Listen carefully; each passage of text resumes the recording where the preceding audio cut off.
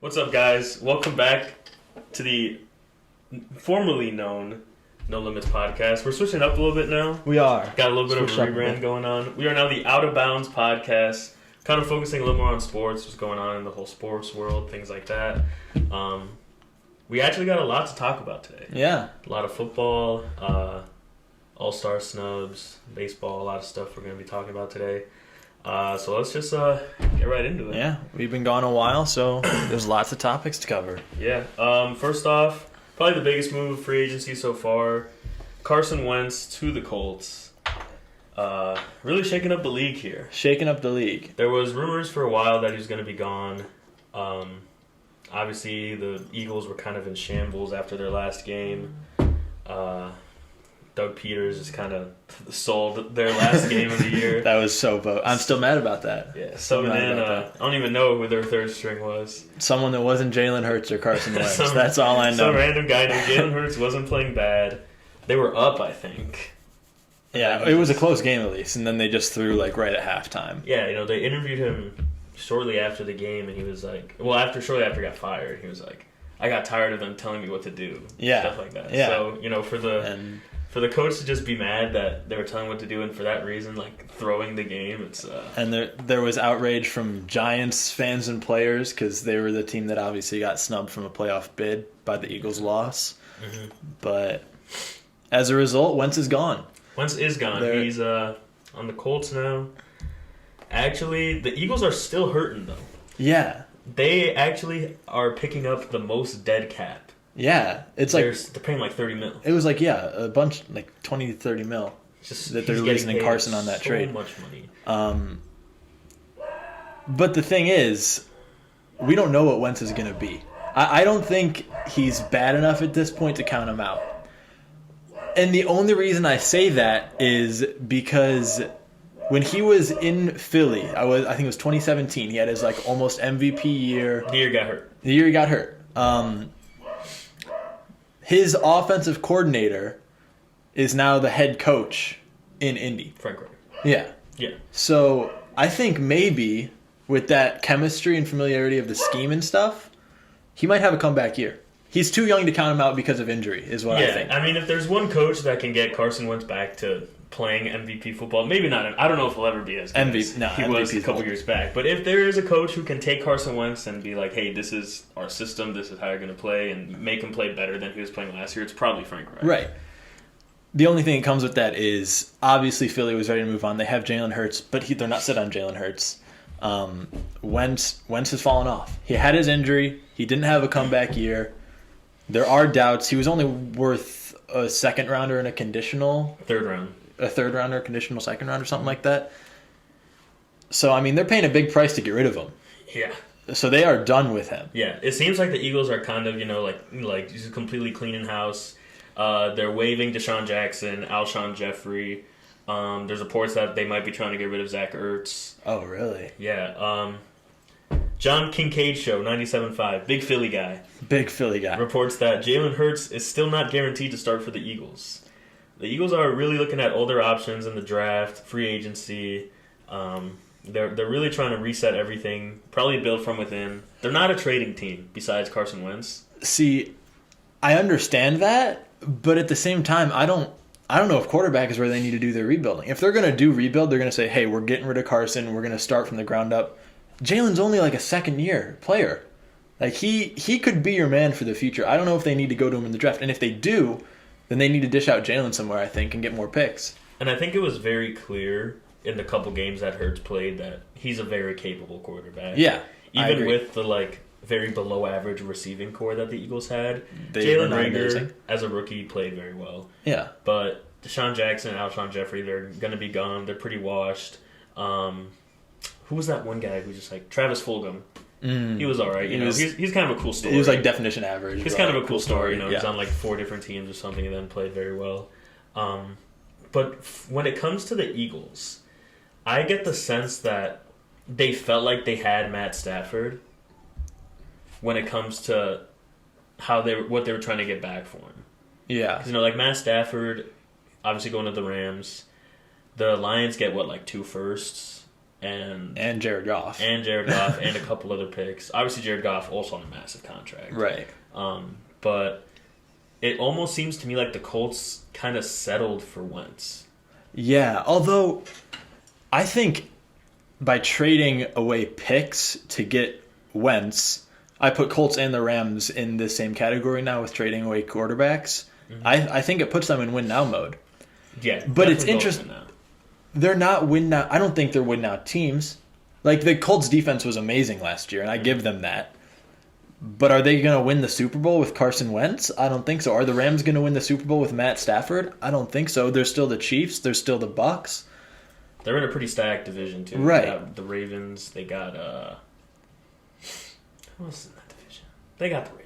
Yeah, so I guess what I'm trying to say is I understand the fact that they were trading for like an experienced... Obviously, they've been in shambles since the Andrew Luck retirement. They just got Rivers on a one-year deal. Now they're getting Wentz, and they've sort of been in shambles. But I don't know if they're... I don't think they're good enough to win the Super Bowl after that trade. And I think they sort of went all in on their defense carrying them there and an experienced Wentz to push their offense. But I don't think their offense is there yet. Yeah, and there's still a lot of question marks on the offense too.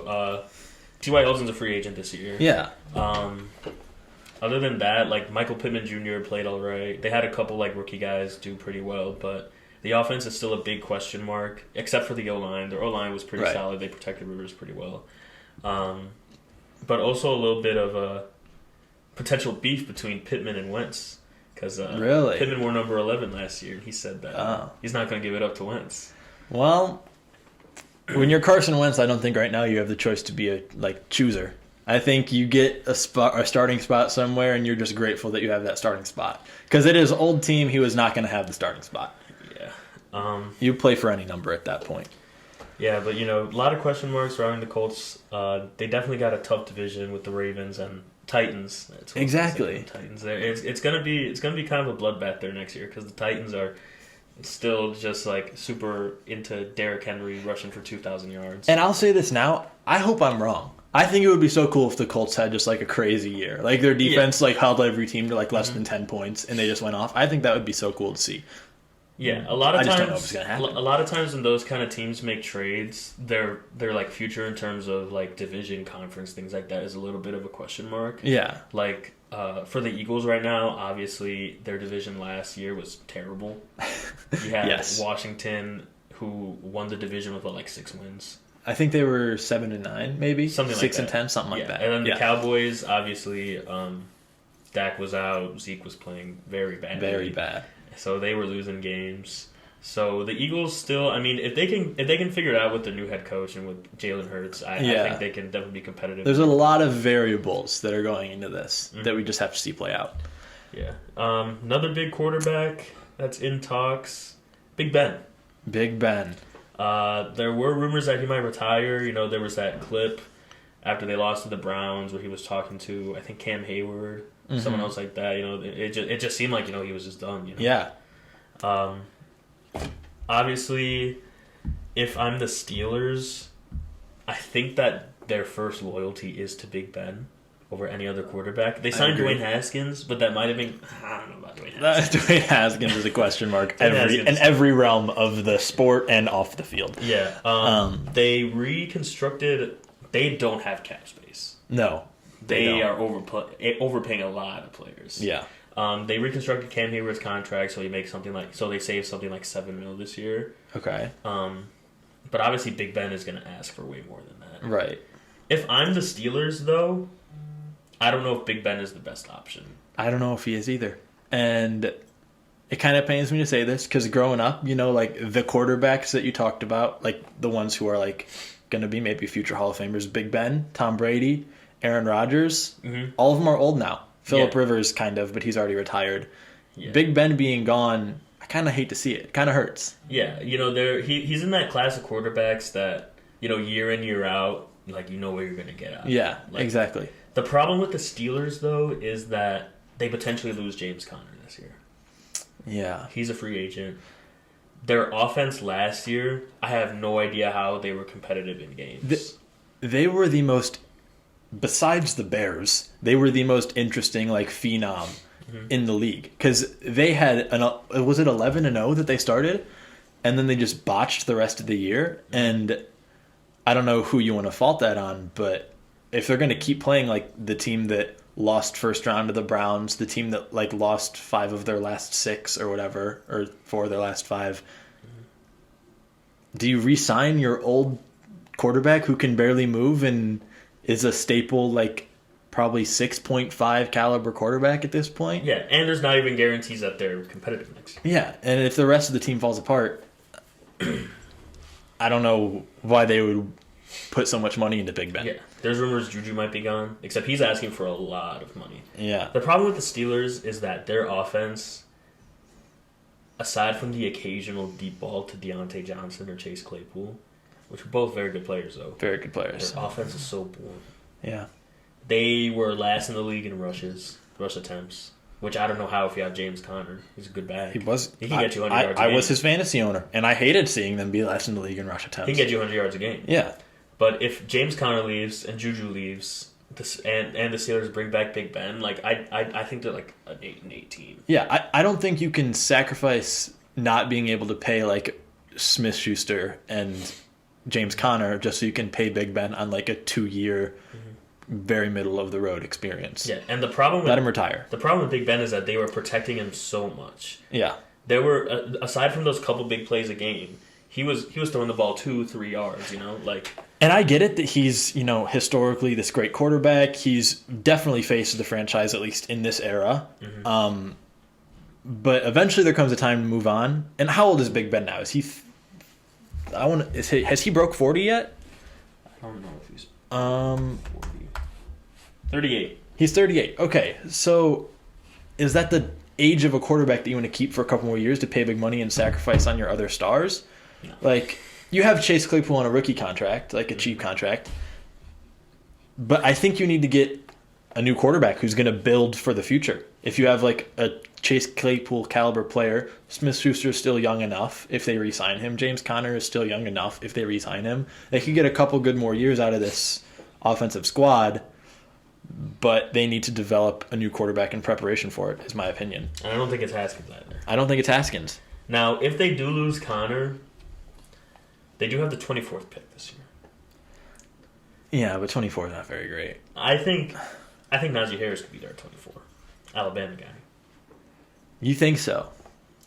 A lot of quarterbacks going to be taken early. A lot of big O linemen, big D linemen are projected to go pretty high. This is true. I think that it's going to be a very running back light first round.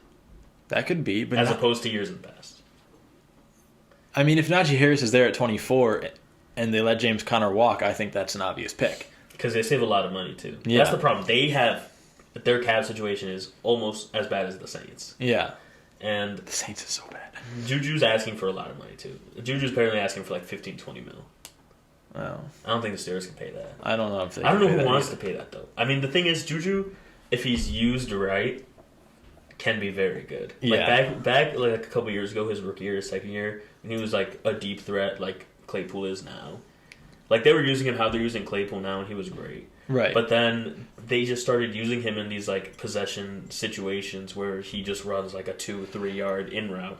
Yeah, that's the thing with the Steelers, though, is the past few years, it's always been like they have a guy who is their name wide receiver. Like this year it was Juju, but he's not the main guy. Mm-hmm. Like this year it was definitely like Chase Claypool and Deontay Johnson were getting so many more looks that cut away from Juju that Juju would be getting on any other team. Yeah, Juju, his value definitely is contingent on the past couple years as opposed to this past season. Yeah. Because there were a couple games where he had, like good games. He'd have like 8 catches, like 110 yards, something like that. But he was a big possession guy, not running deep routes. Yeah, exactly. Very underused. So I don't know what team out there pays him $15-20 million. Yeah, $15-20 million is a lot for a wide receiver like that.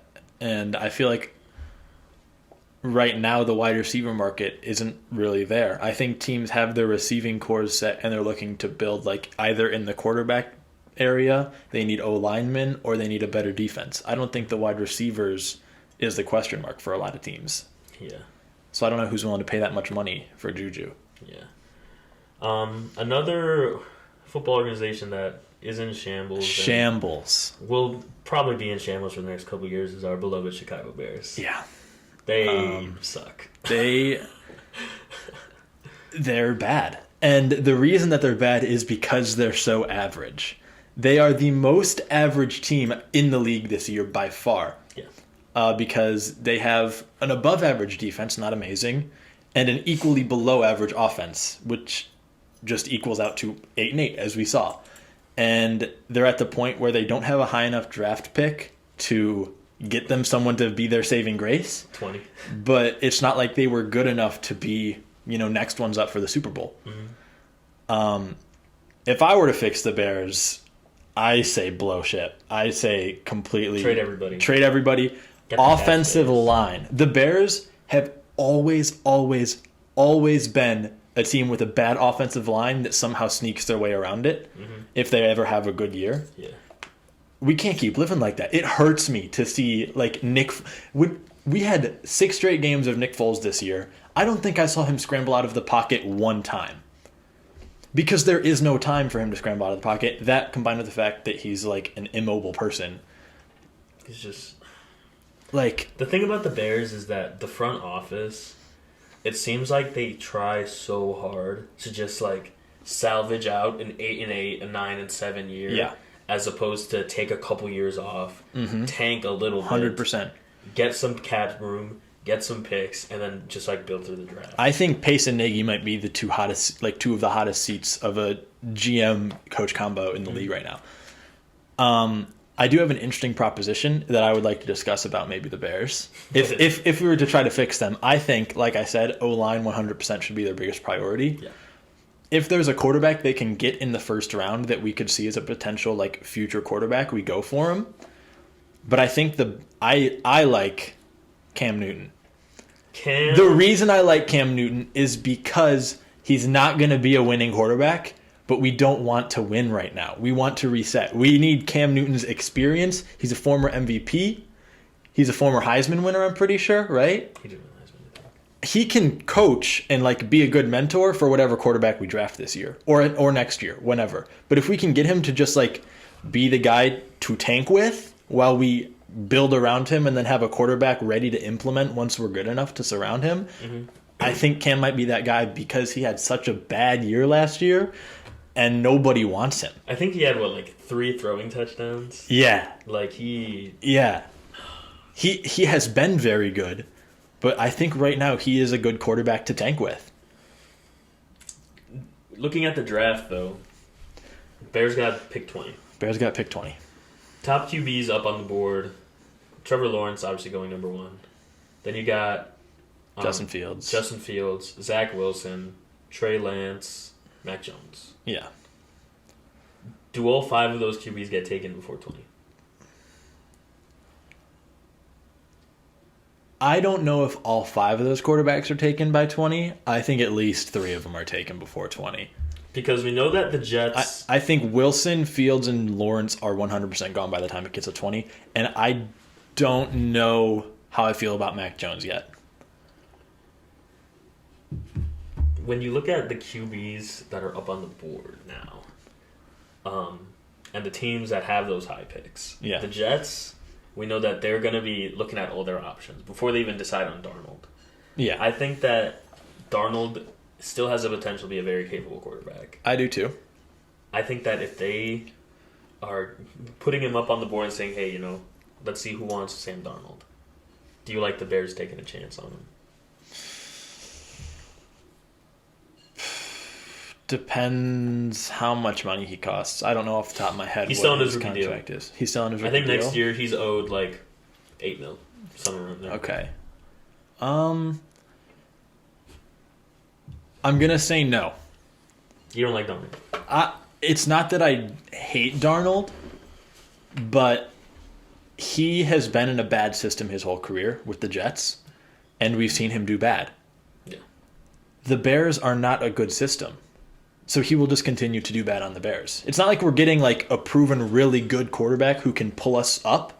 We're getting a quarterback who's equally had as bad a career as the Bears have, if not worse. The thing about Matt Nagy, though, is that as terrible of a coach as he is, I think he's still better than Adam Gase. And a cool example with Adam Gase and quarterbacks doing well after not playing for Adam Gase is Ryan Tannehill. Yeah. Ryan Tannehill and the Dolphins, terrible. They were a bad team. Adam Gase leaves for the Jets, ruined Sam Darnold's career. Tannehill goes to the Titans, and now he's one of the most efficient quarterbacks in football now. Yes, this is true. My only argument to that is that the Bears don't have a Derrick Henry. I'm not saying it's easy for anyone to succeed in the NFL, but when you move to a new system and then you're not the main guy, Ryan Tannehill is not the main guy in the Titans. You think of the Titans' main guy, it is Derrick Henry, which means everyone is trying to stop Derrick Henry, which opens up opportunities for the passing game. And there's nothing wrong with Tannehill succeeding in that environment. I just don't think that situation is applicable to the Bears because David Montgomery isn't Derrick Henry. He's pretty good, though. He is pretty good. And if you look at Tannehill, there were a lot of plays where he made some great throws to A.J. Brown, Corey Davis. Oh, 100%. Shout out Corey Davis. Shout out Corey Davis. Guy. But yeah, I'm looking at the draft order right now. Jaguars, they're taking Trevor Lawrence. Yes. If the Jets decide to take a QB at 2, they're probably taking Justin Fields, maybe Zach Wilson. Yeah, Fields or Wilson. I don't know. At 3, the Dolphins. I think it's a toss-up on whether or not they keep Tua. I don't think they're going quarterback, though. Because if they don't keep Tua, I think they are 100% the front runners to the Texans to get Deshaun. They are on his short list, right? Yeah. Short list is them, the Jets, and the Panthers. I have it right here. Yeah. All right. So they're at Jets, 3. Dolphins, they're Panthers. at 3. I get the feeling that they're just going to keep Tua. I think that we haven't seen enough of Tua. I agree. And to be like... And I think that's the smart call also. Yeah. Now, if you can trade him and this pick and a couple other picks for Deshaun Watson, obviously go ahead and do it. Right. Deshaun Watson, on a good team, has MVP potential. Yeah. Looking at number 4, Atlanta Falcons. Obviously, contingent on whether or not they keep Matty Ice. Right. And Julio. Or what Matty Ice wants to do. Is he almost retirement ready? He's pretty old. He is kind of old. I don't think he's retirement ready. I don't think he's retirement ready. I mean, he's 3 years coming off of a MVP year? Right. The only thing I could see, though, is if they do something similar to what the Packers did last year. Packers got Jordan Love, who they don't need. They have MVP Aaron Rodgers, but they got him in preparation. If the Falcons could pull something like that, it could screw up the QB looks, but I don't think they will. Yeah, I think that at 4, the Falcons take maybe that Oregon lineman that's projected to go really high, or a receiver, skill position player. Yeah. Because Todd Gurley is probably going to be on a different team this year. I think he was on a 1-year deal. Todd Gurley is a walking knee brace. 5, you got the Bengals. They just drafted Joey Burrow. They're not going to take any QBs. Yeah. 6, you got the Eagles. Obviously, we said earlier that they're going to be looking at older options, but I can't see them drafting a quarterback. No, I don't. No. 7, you got the Lions. They just got Goff. Yeah, they don't need a quarterback. Panthers. Panthers are in the talks with Deshaun. Yeah. Well, they're not in talk. They are on his. They're on his short list. The Texans just aren't taking offers though. Yeah. Texans are in a weird spot. Texans need to just call it quits. I think. The thing about the Texans though is that if Deshaun Watson doesn't get traded before the season starts and he decides to sit, right? I think the Texans, seeing it from what they've done before, are 100% okay with just him losing money and still being on the team and just waiting him out for him to decide I'm stuck here. But they lose money that way too. Then they're paying all of Deshaun's contract for him to be unhappy, and he might even opt to sit. Yeah, but he loses a lot of money by sitting. I think he loses $800K a game. Something crazy. Fair. I don't know. But yeah, other teams in this list. I mean, you got the Broncos. They have Drew Lock, though. They just got him. The Cowboys, the Giants, the Chargers, the Vikings. They all seem to have their QB situation kind of figured out. The Cardinals, Raiders, the Dolphins again. Washington has the 19th pick. They did sign Taylor Heineke to that 2-year They did deal. re-sign Taylor Heineke. Hey, I mean, that's how you get your money. But I think they're probably going to go QB too. Yeah, I mean, looking at the teams, there's a good chance that all 5 of those QBs are gone by 20. But I also think that there's a chance that a lot of them see that, one, Trey Lance played 1 game in college last season. Yeah. And 2, that Mac Jones played at Alabama. That's my thing with Mac Jones, where too. You could argue that it's a very easy job. Devontae Smith gets open. The other guy, Waddle, gets open. If anything, this year is one of the easiest for quarterbacks in Alabama because they have Heisman winner Devontae Smith as one of their targets. Yeah. Now, obviously, you can argue that someone's got to get the ball to him. Yeah. He made good throws, but a lot of them were wide open because Devontae's he just got open. Right. Generational. Yeah. This going back to this Deshaun Watson thing, the Texans did say that they have no intentions of trading Deshaun Watson, as opposed to him, voicing his want to leave the Texans over and over again. If you're the Texans, what do you do? How do you solve this situation? Do you just trade him away, or do you? Well, hold on to him. Being friends with Colin Holly, I know firsthand that the Texans management is horrible. Yeah, they're so bad. They're not Easterby guy. They're not going to do the right thing. If I was the Texans, though, like I said earlier, I would give away Deshaun. I think right now he had an amazing year last year. Like if you look at the numbers, he obviously didn't win, but all of his games were within like 1 or 2 scores, like every single loss. He had an amazing year. I think his trade value is very high right now, and he's in the talks for at least 2 first-round picks and either a player or another pick. And I think if you're the 4-12 Texans, you say, hey, you're losing J.J. Watt too. You say, hey, we're going to develop young kids now, and then in a few years that 4-12 can become better.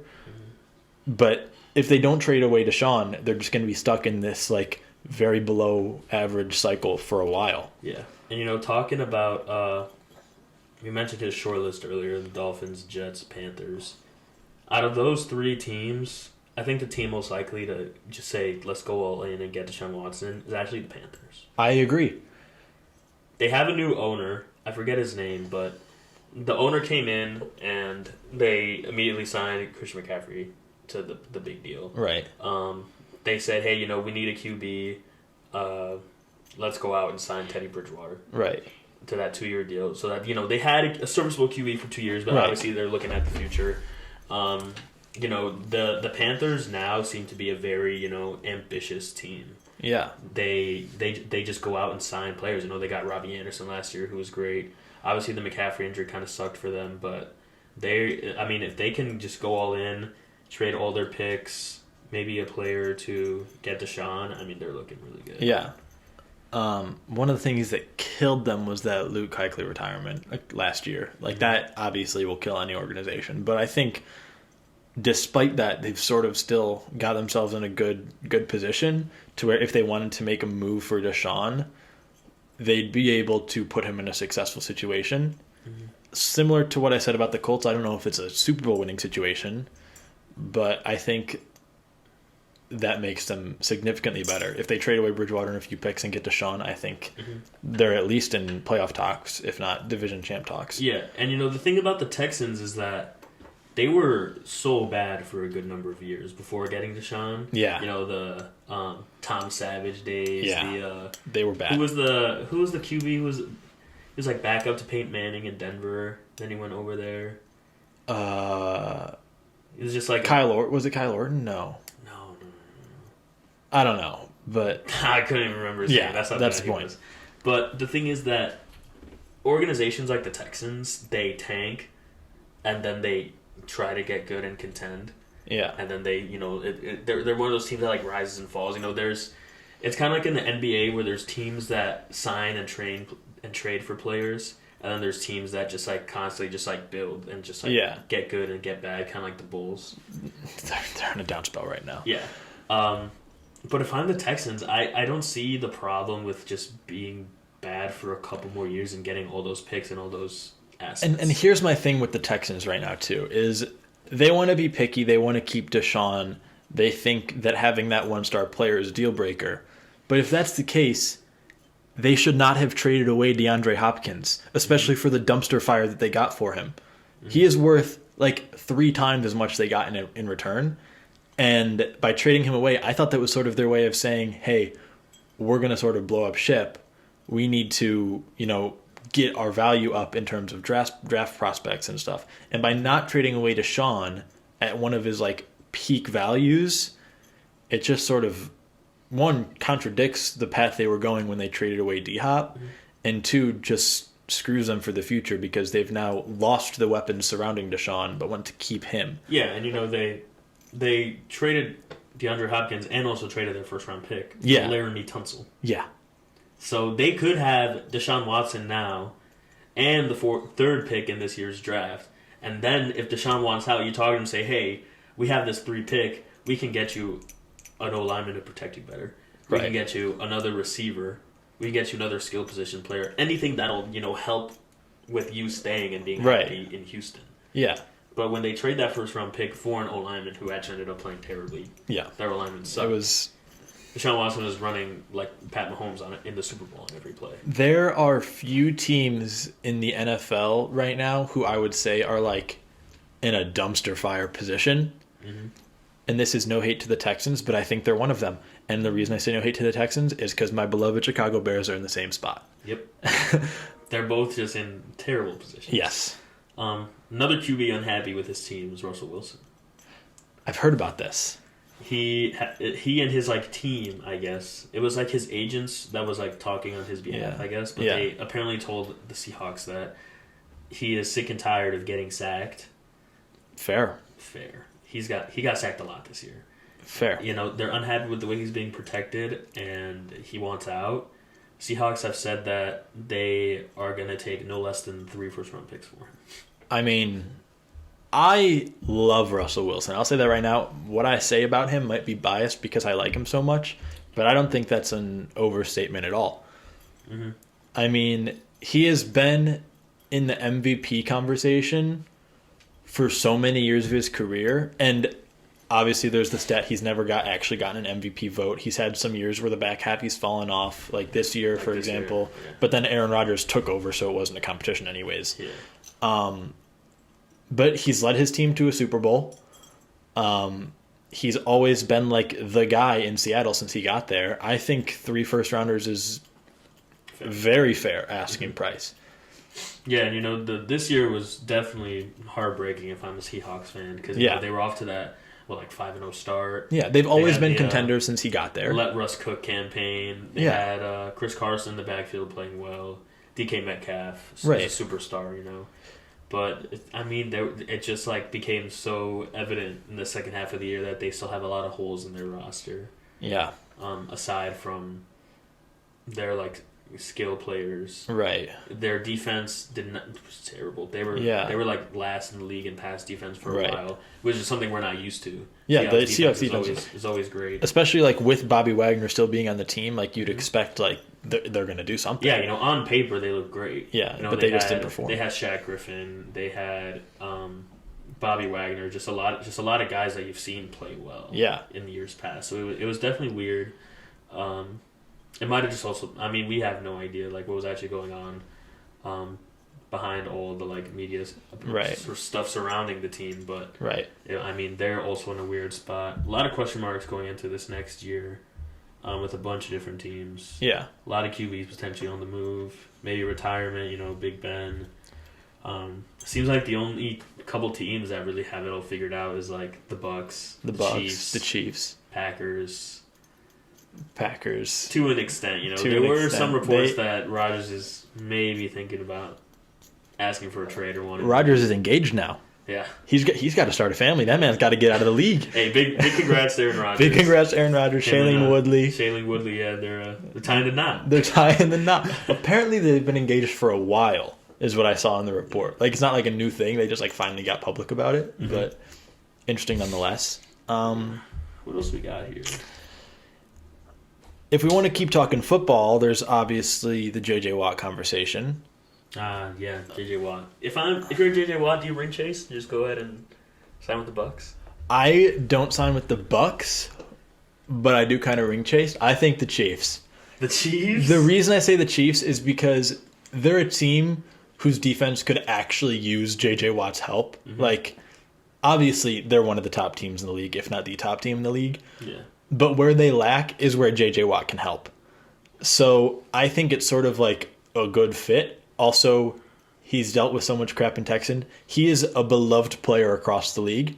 I don't think nobody hates JJ. I don't think people hate him for saying, "Hey, I deserve my shot at a ring. I'm going to the Chiefs, and I'm gonna," because he will by far do his part to help the Chiefs get a ring. Oh yeah, 100%. He's so amazing. Yeah, by going to the Bucks, you join an already dominant defense, which is sort of like, okay, that's annoying. Like KD going to the Warriors, like, okay, you're joining an already dominant offense, and you're like a top scorer in the league. But by going to an average defense that needs your help and then helping them, it's ring chasing, but I think it's a good fit. Yeah, I was gonna say I think he goes to the Packers. That's my Packers is also he's a Wisconsin guy. He's a Wisconsin guy. I think he would love to come back to Wisconsin. There were some people saying he might go to Pittsburgh to play with TJ. Yeah, I have that here. I don't think the Steelers can afford him. I don't think he wants to go there. Yeah, I think that he goes to just one of those like clear-cut contending teams: Packers, Chiefs, Bucks.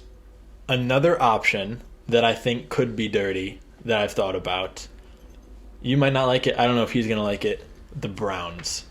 I think him and Myles Garrett would be the most scary thing for an offensive line to face. They proved this year that they're ready. Like that they are a team that can win in the playoffs. They're a team that can have a good regular season.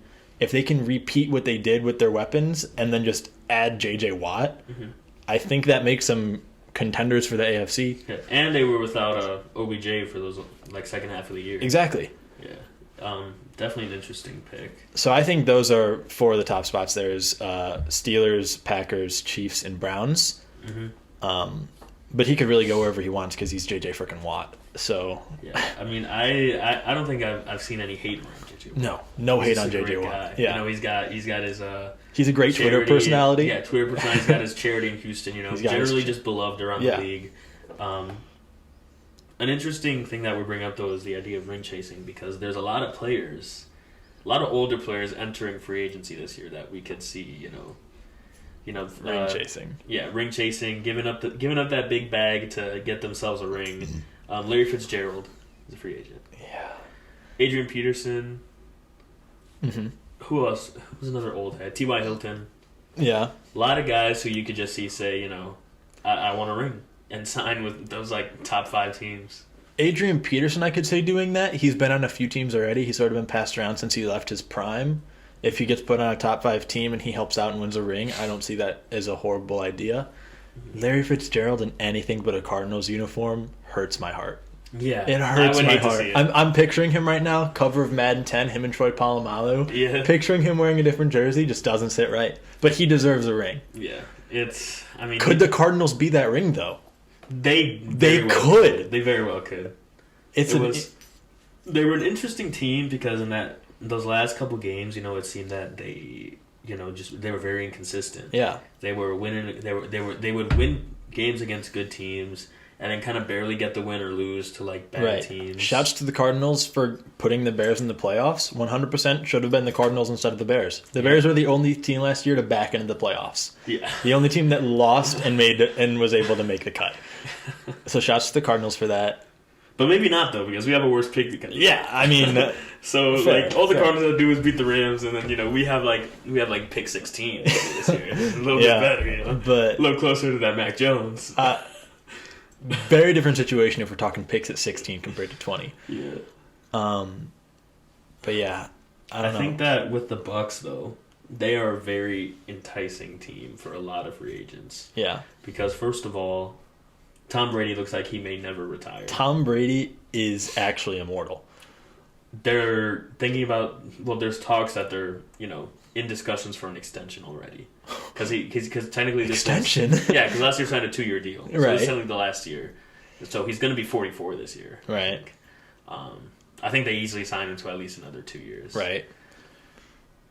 There's also no state tax in Florida, which is why that was probably why Gronk signed there. Besides playing for Tom Brady, say I can get this decent sized bag and I know exactly what I'm going to get. Right. Leonard Fournette and Ronald Jones. I think Ronald Jones is still on contract for a couple more years. Yeah. But playoff Lenny. He definitely showed out. Yeah.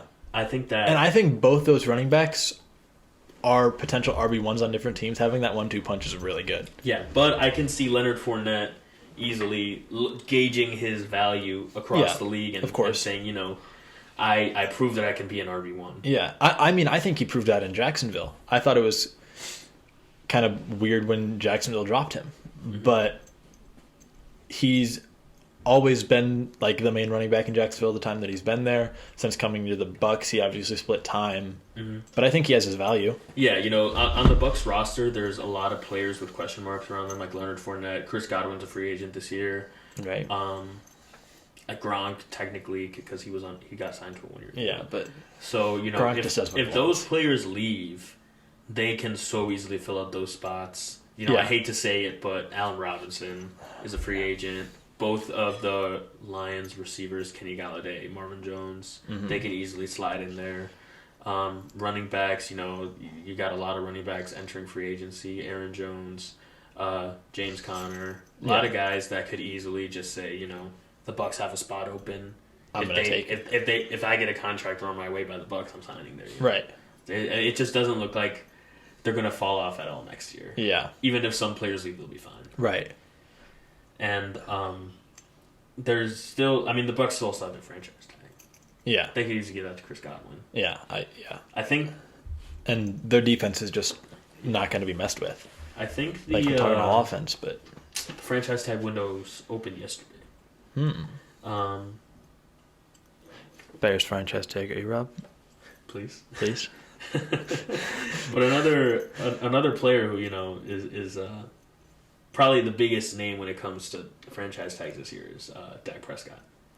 Yes, he expressed unhappiness at the beginning of the season last year in Dallas, and it was a sucky situation because this was sort of his prove-it year. He wanted his bag.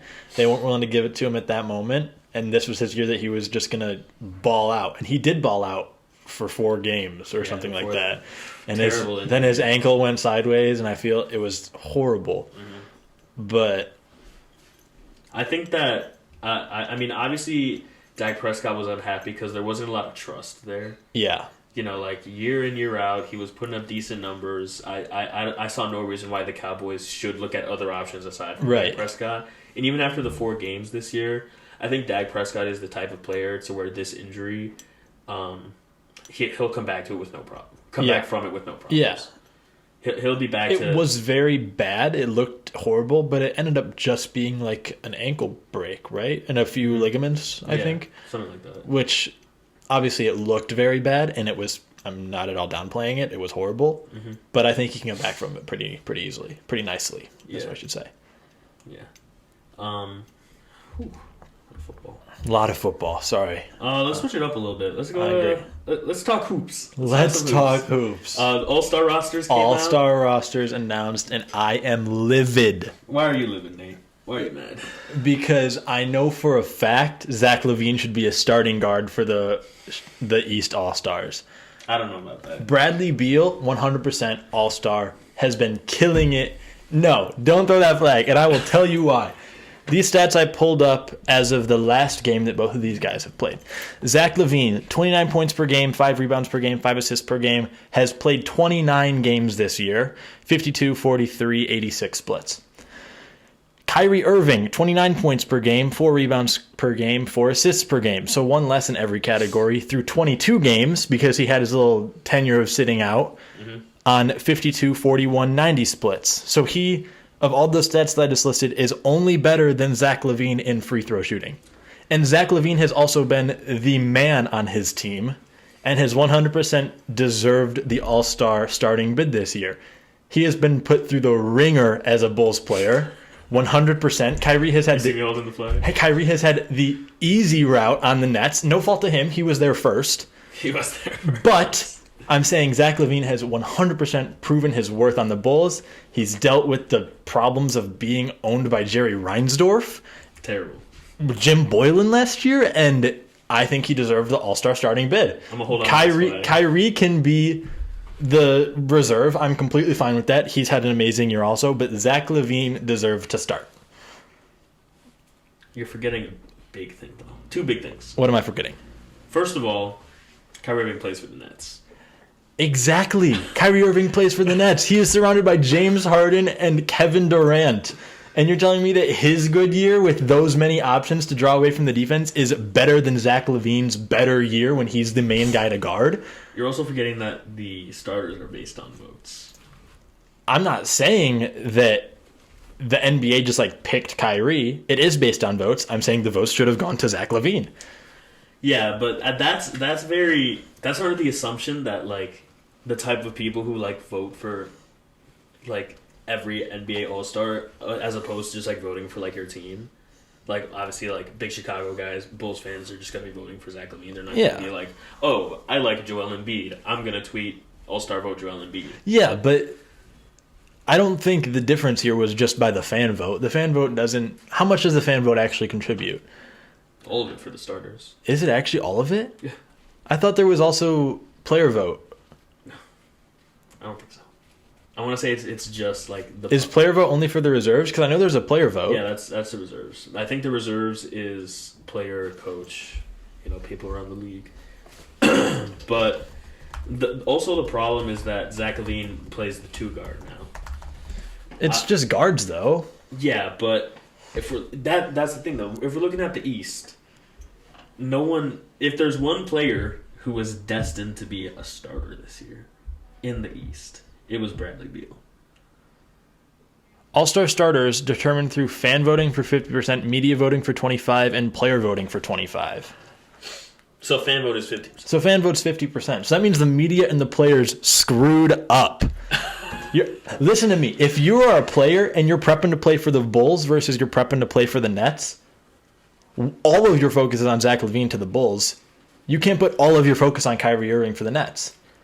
Yeah, this is true. He's a bigger force to be reckoned with on his respective team. I'm going to hold on to this flag. I'm not going to throw it again. And I understand that it's very vote-based, and I understand that Kyrie Irving has had an amazing year. But my hot take... Not even hot take. I think there's a lot of people that agree with me. Is Zach LaVine should have been an All-Star starter. I have no other qualms with the All-Star game. I have a couple. I would like to hear your qualms. I have a couple qualms to discuss here. Top 3 players who got snubbed.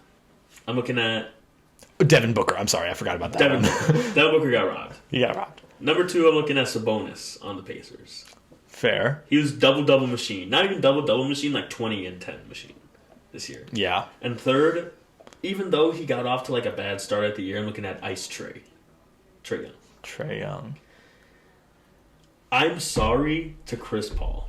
I'm going to apologize ahead of time to Chris Paul. I am on board with you for this apology. I'm so sorry, Chris Paul. You're never going to watch this, but I'm very sorry for what I'm about to say. Please watch this, Chris Paul. Please watch this podcast. Chris Paul, top 5 point guard all time. All time, yeah. Great guy. If you look at the Suns, though, and you look at why they're in contention, and you look at out of their core 3 of Chris Paul, Devin Booker, DeAndre Ayton. Yeah. If you look at who on that team deserves to be an All-Star and who deserves to be contributed most to their success, it's Devin Booker. Yeah. Over and over again, he's hitting clutch shots. Yes. He's scoring the most points.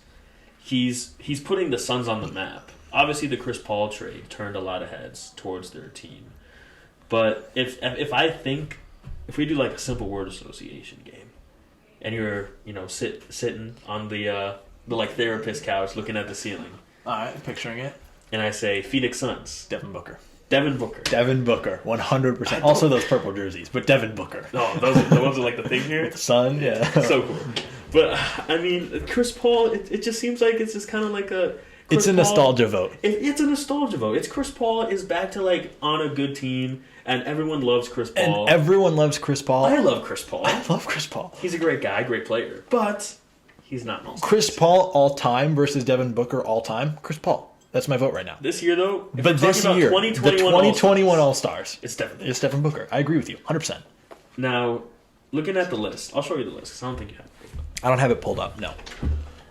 If I were to say, Nate, you have to put Trae Young on this team, and you have to take one East player off the team. One East player. Who are you taking?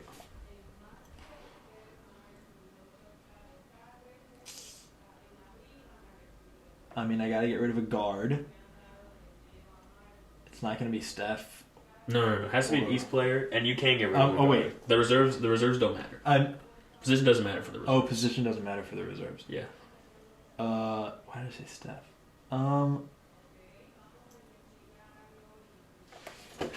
Zion. He plays in the West. Oh, right. Sorry, I keep forgetting that because New Orleans is so far east in the country. Can we talk about that for a minute? I thought Pelicans and the fact that they're like east of Illinois, which Chicago is in the Eastern Conference. I just said Zion. My bad. It's like Memphis.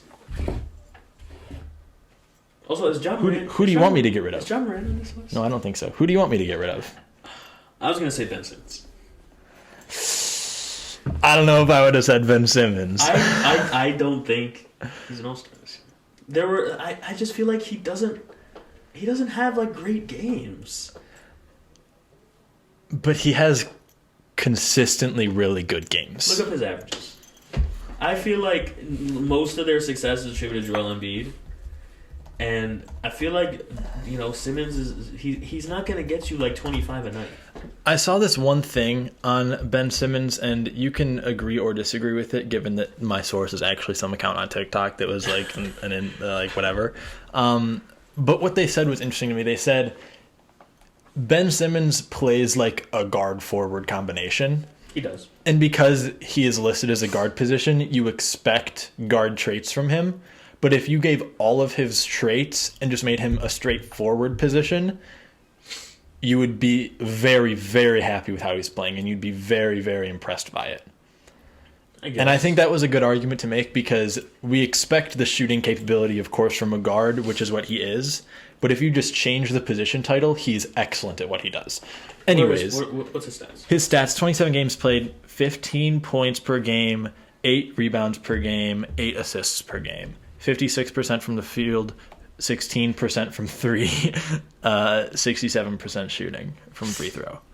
Let me give you which Domantas Sabonis. Looking at those numbers, I'm starting to agree with you. I didn't realize his numbers were that low. I thought they were higher. Sabonis for the Pacers. 29 games played. 21.5 points. Yep. 11.6 rebounds. Beats him. 5.7 assists. Down by 2. And he is a forward. Yeah. At the 4 spot, he's dealing almost 6 assists a game. Yeah. It's a double-double machine. I will be honest, going into this podcast, I hadn't done my research on Ben Simmons, so I didn't know that his numbers were actually as low as they are.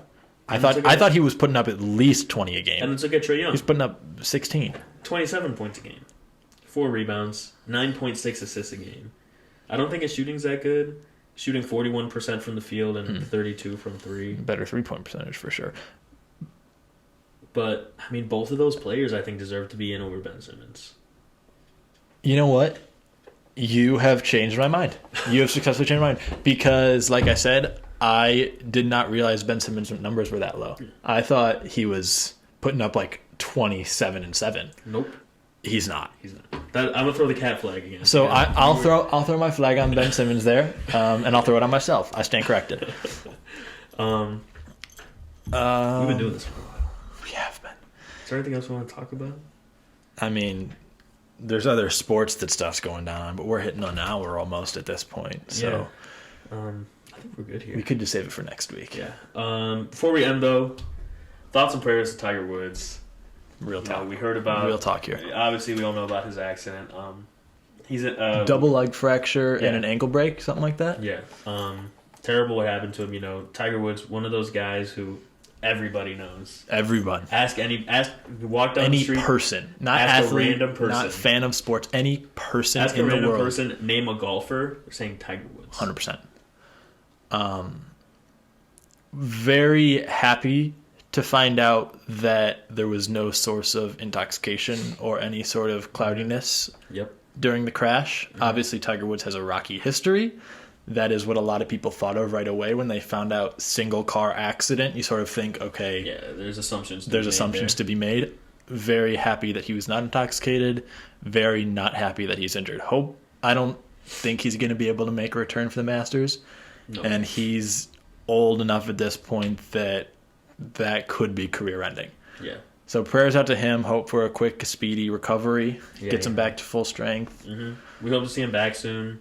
Just a great guy. Great guy. Everyone loves Tiger. At this point in his life, there's some people that don't like Tiger. Don't get me wrong. I'm a big Tiger fan. I'm a big Tiger fan. We love to see him out there, but we're praying for him and we hoping for a speedy recovery. Very much so. I think we're good here. All right, that's episode 1 of the Outta Bounds podcast, hosted by Nate Nosk. Yep. Thank you guys for listening, and make sure to tune in next week. Yep. Follow us on Instagram, TikTok. We got a TikTok now. Instagram, TikTok, and YouTube. Outta Bounds Pod for Instagram and TikTok. YouTube, I think it's just Outta Bounds Podcast. Yep. And that is Outta Bounds, OUTTA Bounds. Yes. There were some issues. Some licensing issues with other names that we wanted. But all that's figured out. We're going to have episodes out, every week? Yeah. We're going to try our best. Thank you guys for listening. We'll see you on the next one. Peace out.